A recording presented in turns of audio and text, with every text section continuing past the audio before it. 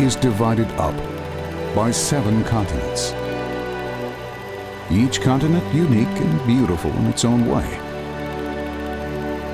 On each continent rests a special mountain.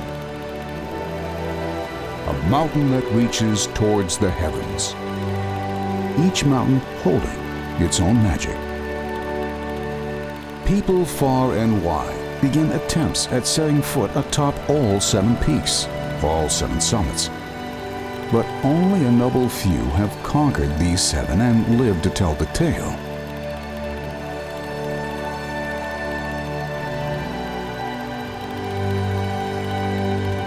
One man dreamed of doing just that. I first started serious climbing in the year 2001. I was a couple of years away from retirement. Practiced corporate law all over the world for over 40 years. How old are you? 70. 70. That's why I went. I needed a hobby that would keep me busy when I retired and keep me hopefully healthy. My name is William Burke. I'm married to Sharon Burke. We've been married for 49 and a half years. Bill and I have 3 daughters, 1 son. We have 14 grandchildren. In everything my dad's done, I feel really proud of what he's accomplished in his life. When he started climbing, Bill's always done everything to the fullest, to the max. So I took a climbing course in Washington, and that same year I went back and climbed Mount Rainier. One thing led to the other, and I continued climbing year after year. But it's been a big factor in my success is knowing that my family trusts me and supports me. Yes, I have an 11-year-old grandson. His name is Oliver Dillon, and he has a very severe disability. We don't have a diagnosis yet for his condition. It most resembles a syndrome called Angelman syndrome. And he and I have the closest bond that any 2 human beings can have in the world. But he inspires me by how hard he tries to reach his potential.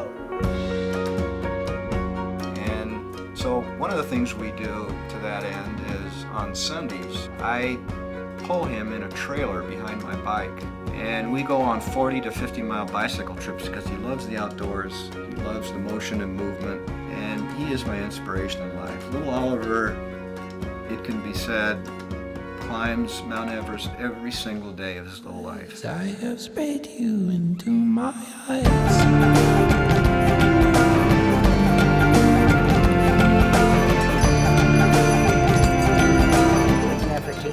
It just is kind of a gradual, I think I'm going to climb, it's this mountain in Alaska. It isn't the sort of thing where I notified my family in the year 2001 that I'm going to climb the 8 summits. No, there was not a discussion like that. Because I don't think that would have been very well received. And then pretty soon he does it, and then all of a sudden it's another mountain. But it sort of evolved from one year to the next into the 8 summits. After a while you catch on that he's traveling the continents and hitting all of them. You can't not like Bill. You can't not be impressed by Bill's enthusiasm, his drive and his ambition.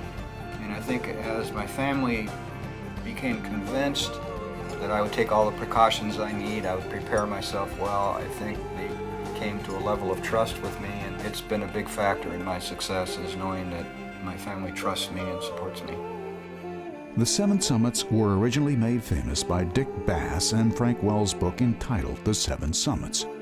For Bill, his quest began on home soil on Mount McKinley. For example, Mount McKinley, which is the highest mountain in North America in Alaska, 20,320 feet, was a wonderful, fun trip. Very challenging. Unlike Everest, you have to carry all your gear. There's no porters or Sherpas to help. You pull a sled along with carrying a big backpack on your back. And it's a very difficult, tough mountain. There's horrendous weather. But the Alaska mountain range is just so beautiful. I loved that trip. That was one of my favorites. But of the 7 summits, no mountain has the draw like Mount Everest. My favorite has to be Mount Everest. It is such an awe-inspiring experience to even set your foot in the Himalayas. That range is just awesome, spectacular, beautiful. Something you never forget. And to even put your foot on Mount Everest, to me, is like standing on sacred ground.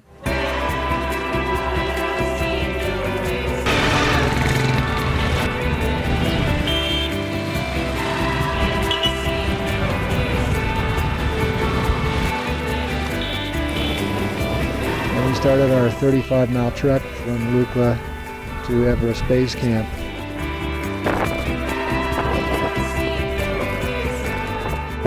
There's our mountain, Chumulumna, Mother Goddess of the Earth. That's one of my favorite parts of the whole experience, the Everest experience, is that trek from Lukla up to Everest Base Camp.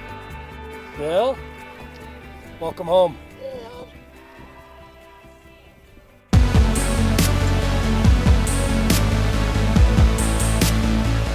Climbing Everest, and I've heard people talking of the Yak route. The Yak route is what some people refer to as the easy route on Everest. I'll tell you this now, there's no such thing as the easy way on Everest. I decided I didn't want to go on a guided trip. I didn't want to have guides with me the whole time I was on I wanted the freedom and independence to move on my own with my Sherpa when I wanted to. I didn't want to be tied down to going with a team when the team went. So I did Mount Everest on every trip I've been there, unguided.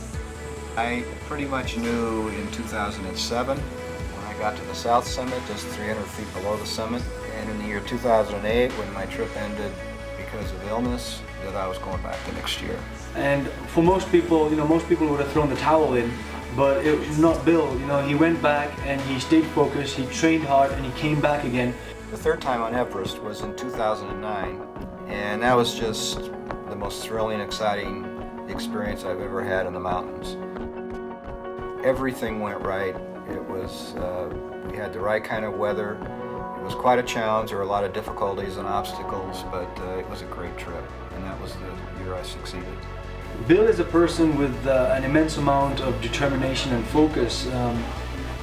Just taking the example that it was in fact on his third attempt that he finally made it to the top of Mount Everest and became the oldest American to do so. After breaking records and standing atop Everest, Bill is the only person in the world to begin the quest of climbing the 7 summits after age 60. And a lot of much younger men I know, and I've climbed with, much younger than Bill, who would falter at what Bill is attempting, especially this time round. I made it my goal to do what is called a double summit, which has never been done by anyone of any age. And by that I mean a summit from both the south side and the north side. He's looking for a double summit, the north and south. Looks like he's beating my record. But this year's worse than ever because there's not so much of the hard blue ice. Lots of rocks showing through. And those rocks and loose ice are falling down the face. There's actually talk of whole expeditions pouring off the mountain just now because the conditions as we see them today. I think this year the mountain Chumulumna is the Tibetans call it needs a rest. Every year that he's gone, I have wanted to say to him, I hope this is the last time. Don't do it again, please don't do it again. Whichever way you tackle this mountain, it's going to be bloody demanding. It tests many people to death. That for every 10 people who climbed Everest, one person died trying. What? We gotta go. Go down? Yeah.